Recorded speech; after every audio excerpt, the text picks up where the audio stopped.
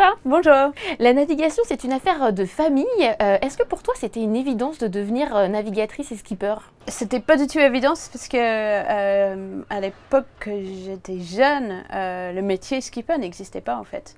Il y avait des marins qui partaient sur les grandes courses autour du monde, mais c'était plus des gens qui avaient d'autres professions. Ils prenaient un congé sabbatique pour aller faire des courses comme ça. Donc pendant que je grandissais, c'était juste à ce moment-là où la voile a commencé à tourner vers le professionnalisme. Et même, on parle des femmes, hommes-femmes aussi. Quand j'étais ado, il y avait Florence Artaud qui avait gagné la Route de Rome. Et en Angleterre, il y avait Tracy Edwards qui avait gagné une grande étape dans la mer du Sud avec un équipage féminin. Je pense que quand j'étais jeune et j'ai commencé une carrière, j'avais la chance de tomber à une époque où un peu les plafonds en verre étaient brisés. Avant moi, il y avait des portes qui se sont ouvertes un petit peu, qui a peut-être laissé, sans que je rencontre mon cerveau à réfléchir à ça. Mais non, quand j'étais jeune, déjà je pensais à la course au large, c'était que pour les fous, c'était trop loin. Moi, je voulais être architecte naval. J'adorais les bateaux. Oui, c'est dans la famille et je suis ingénieure de formation. Donc j'adorais la science donc j'ai un diplôme master d'engineering de Cambridge et ça c'était en vue de travailler dans le milieu des bateaux de haute technologie, et ouais, peut-être architecte naval ou ingénieur, bureau d'études, quelque chose comme ça. Tu as débuté ta carrière en compétition à 24 ans avec un premier tour du monde en équipage. Qu'est-ce qui t'a plu et qui t'a donné envie de continuer les courses? Oui, c'était une opportunité incroyable de faire ce tour du monde. C'était une trophée Jules Verne sur un multicoque avec un équipage féminin. 98, je crois que j'avais 23 ans. Je sortais tout juste de ma diplôme. En fait, j'ai raté la remise de diplôme parce que j'étais en mer sur la première tentative de Vercors avec ce bateau. On a fait un tour du monde. J'ai appris énormément de choses sur la partie navigation technique. Sur aussi l'esprit d'équipe, le dépassement de soi, ensemble. Donc c'était une expérience incroyable. J'ai eu très peur plein de fois. C'est peut-être la chose le plus flippant que j'ai jamais fait de ma vie aussi. Même si la mixité progresse, l'univers de la navigation reste assez masculin. Est-ce que ça a été difficile de se faire une place en tant que femme au plus haut niveau, ou est-ce que tu as dû prouver plus que d'autres? La question de la mixité, c'est intéressant puisque moi je juge que le fait que j'étais une femme à cette époque-là m'a ouvert des portes plus facilement que si j'avais été un garçon du même âge avec de la même expérience. Parce que le course au large était juste en train de se professionnaliser. Il y avait des courses autour du monde, donc il y avait des places et des embauches sur des bateaux. Mais pour la plupart des équipages, c'était des équipages d'hommes, de garçons, où il y avait beaucoup plus de monde disponible qui voulait ces postes-là. Donc il fallait une expérience et un niveau beaucoup plus élevé. Et quand moi j'ai été embauchée sur un équipage féminin pour faire le tour du monde, il y avait tellement peu de femmes capables avec expérience et avec l'envie d'y aller que je me suis retrouvée avec peu de concurrence. Donc j'ai eu cette poste-là en tant que femme sur un équipage féminin beaucoup plus facile. Donc j'ai fini à faire un tour du monde grâce au fait que j'étais une fille et j'étais une femme. Donc il y a des moments où c'est plus facile. Après, je dis ça, quand on a mis cet équipage féminin ensemble, il y avait des gens qui disaient ouais, elles vont aller se tuer. Donc j'ai eu une pause sur un bateau, mais après on a une image qui n'est pas pareille qu'un équipage masculin à cette époque-là. Il fallait faire des preuves et il fallait aussi pas écouter, pas se faire influencer par les avis des gens qui étaient contre ou qui étaient sexistes ou macho à cette époque-là. Donc ce n'est pas toujours été facile. Mais je pense que ça m'a plus ouvert les portes que l'inverse. Par contre, pour monter un projet gagnant, c'était pas trop facile. Et un exemple, il existait des projets gagnants avec des partenaires déjà en place qui voulaient gagner, par exemple, le Vendée Globe, qui faisaient un appel d'offres pour un skipper. Et je sais que ce type de projet-là, jusqu'à il n'y a pas longtemps, les dossiers féminins ont été jetés direct dans le poubelle.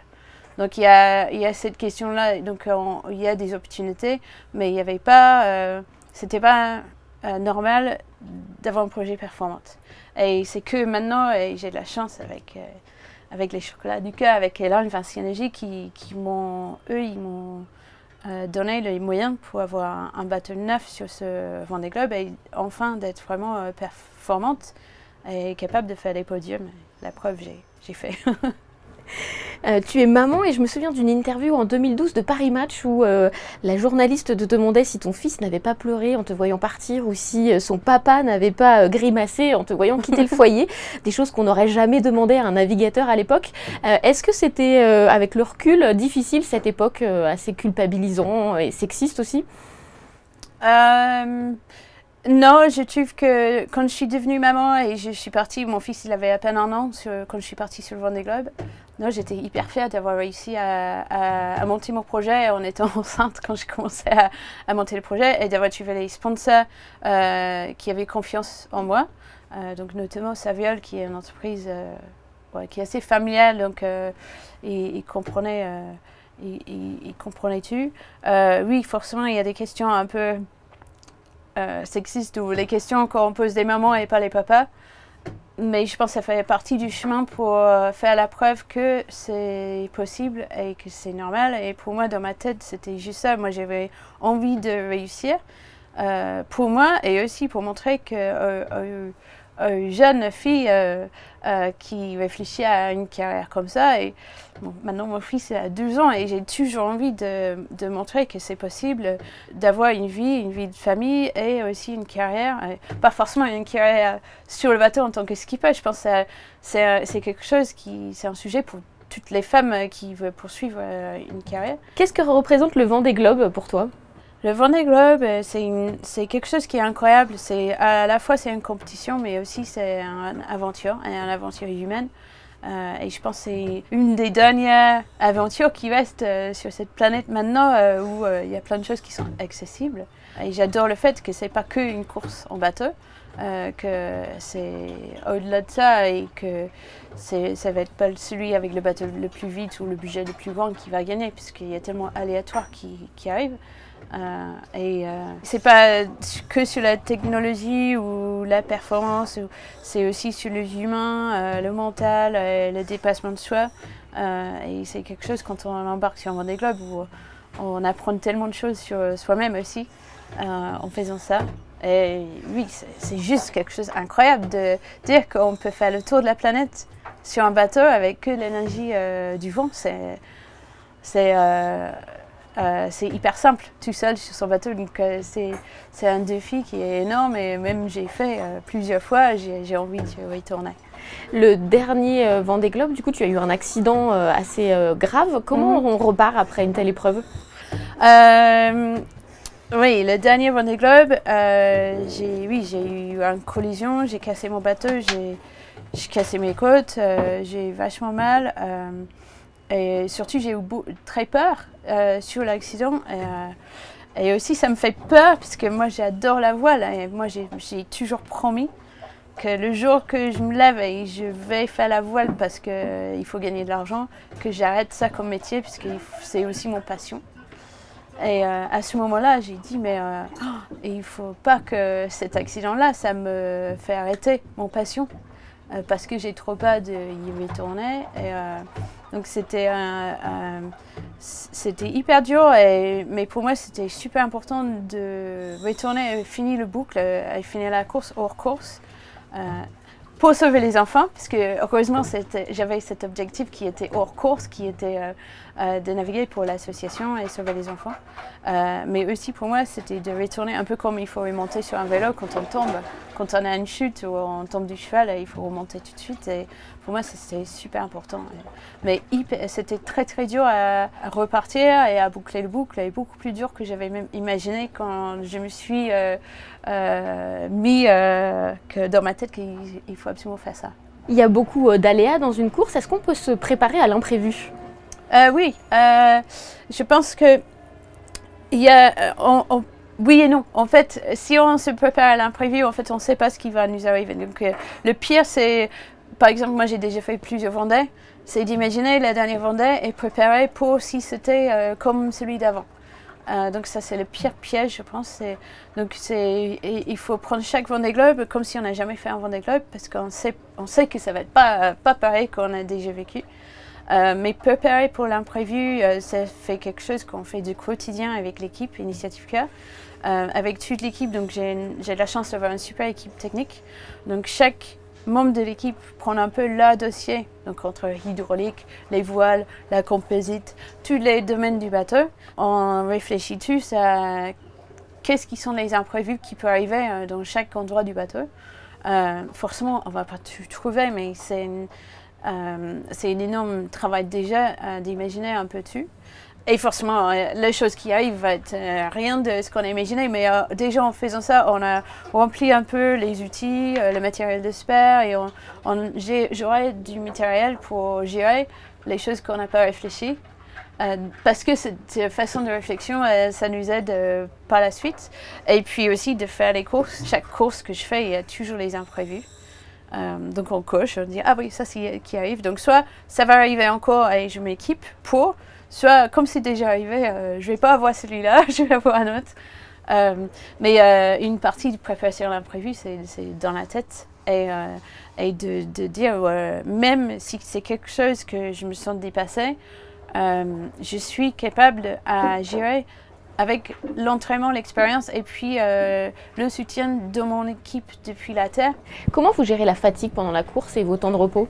Pour la fatigue, c'est important de gérer la fatigue parce que déjà le bateau, c'est une machine qui est puissante, donc il faut avoir la force physique pour gérer ça. Donc il y a beaucoup de prépa physique pour ça. Et aussi, nous, on n'est pas piloté depuis les routes à terre, on doit prendre nos propres décisions de la route, la stratégie et les choix de voile et tout ce qu'on fait sur le bateau. Donc pour faire ça, il faut avoir le cerveau en état de marche.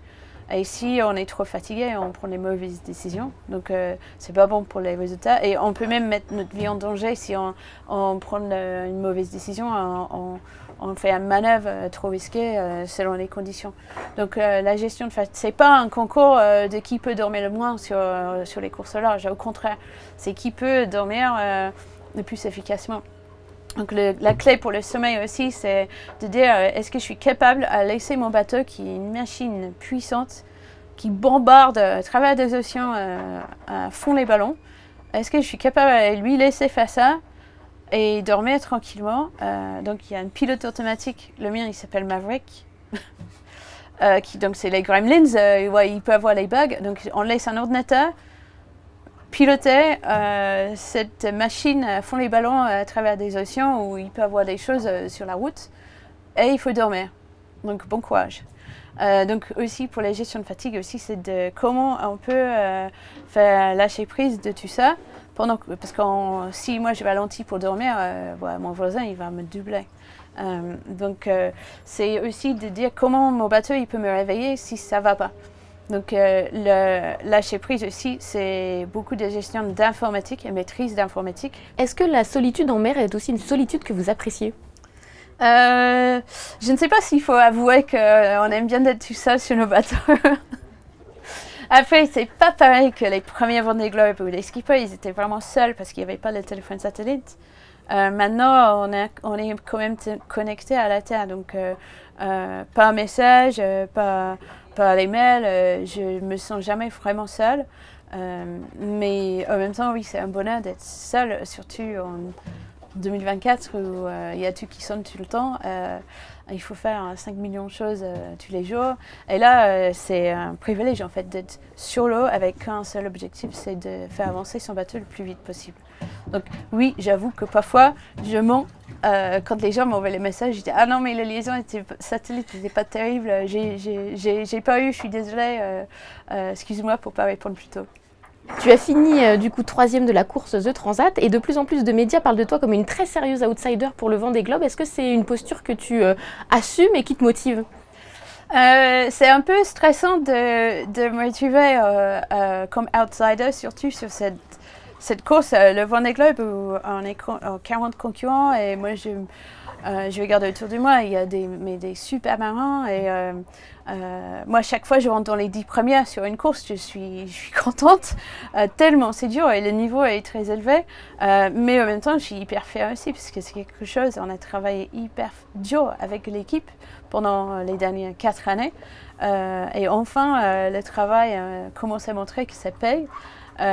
Donc pour moi et pour l'équipe, d'avoir cette statue-là à ce moment-là, c'est pas par hasard et c'est pas juste parce que le média a inventé, c'est parce que j'ai fait un podium sur la Transat anglaise et donc je suis très fière. Ça me met quand même un petit peu de pression. Mais tant mieux, ouais, c'est bien parce que je sais que je peux faire, donc en même temps que ça me met de la pression, ça me donne confiance. Je pense avant de partir sur un Vendée Globe, c'est hyper important d'avoir cette confiance. Tu es une compétitrice mais aussi une sportive très engagée puisque du coup tu navigues avec Initiative Cœur. Est-ce que c'est indispensable pour toi d'apporter ce sens-là à tes courses et à ta carrière sportive? Pour moi c'est essentiel d'avoir un sens à ce que je fais et c'est un privilège d'être le skipper du bateau Initiative Cœur et de défendre les couleurs de médecine en chirurgie cardiaque. Et pour moi, je ne pourrais pas faire ce que je fais, la course au large à haut niveau, le Vendée Globe, sans avoir un sens à ce que je fais.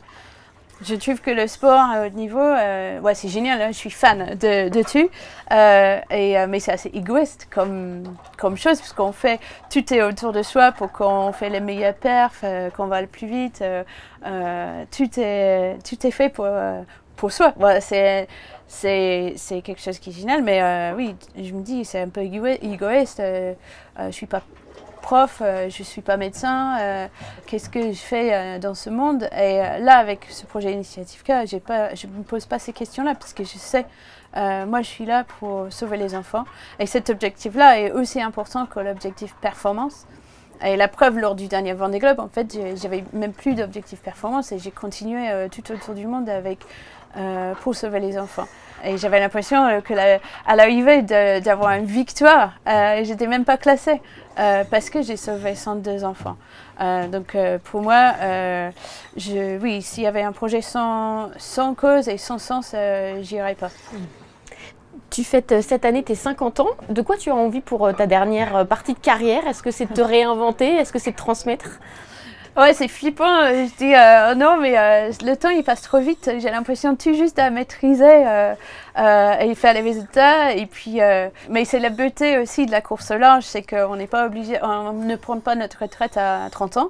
Parfois, c'est hyper frustrant parce que on a l'impression d'être en pleine forme, le muscu, la bonne santé. Je me rappelle quand j'étais plus jeune et j'étais énervée quand on voit Jean Le Cam qui passe fumer sa cigarette, qui voit jamais muscu et puis ils nous battent tous parce qu'il a l'expérience. Et c'est ça qui est la course au large. Donc c'est pas que sur ni la force physique, ni l'âge, ni la puissance. Il y a beaucoup d'expérience et aussi, c'est pour ça que c'est un sport qui est mixte, homme-femme, parce que c'est pas là où ça gagne, c'est dans la tête. Mais c'est vrai que c'est quand même violent. Et je suis pas sûre que je vais continuer aussi longtemps que Jean Le Cam a fait les Vendée Globe. Comme j'ai dit, c'est peut-être un peu égoïste aussi, il faut aussi laisser la part aux autres. Et la transmission, j'adore ça, donc, mais je ne suis pas prête à arrêter de naviguer non plus. J'adore trop la voile. Donc il y a d'autres courses, il y a des courses en équipage et maintenant la classe IMOCA notre classe de bateau, c'est la classe qui fait aussi The Ocean Race. Donc j'ai aussi été skipper en 2014-2015 de cette course autour du monde en équipage et j'ai participé lors de la dernière édition. Donc je vise à continuer à naviguer le plus longtemps possible, mais j'aimerais bien aussi de pouvoir encore marcher dans 10 ans et ces bateaux sont un peu violents. Mais oui, transmission. Mais même maintenant, ça me fait plaisir à aider les jeunes qui démarrent et surtout les jeunes filles de montrer que c'est possible. je fais partie du réseau Magenta Project, qui est une association qui a été créée à l'arrivée de notre Ocean Race en 2015, avec beaucoup de mentoring, mais pas que, en fait, pour aider les filles et les femmes dans la voile un peu partout dans le monde. Donc oui, la transmission est quelque chose que j'aime bien. Merci beaucoup, Samantha. Merci.